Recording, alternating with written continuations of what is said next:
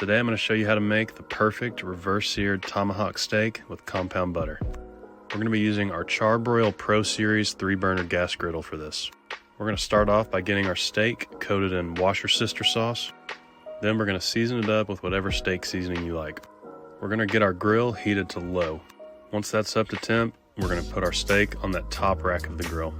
While that steak cooks, we're going to get our compound butter ready, consisting of shallots, lemon juice, softened butter, Dijon mustard, minced garlic, parsley, and more steak seasoning. Stir that to combine and put it in the fridge. After about 30 minutes, we're going to flip our steak and cook for about 30 minutes more. Remove that steak from the grill and get that heat cranked up to high. We're going to sear that steak on each side, getting the perfect grill marks.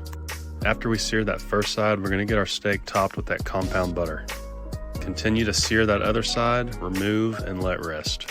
This compound butter is going to take your steak game to the next level. We're going to get that melted, slice it up, and it's on the table. Enjoy.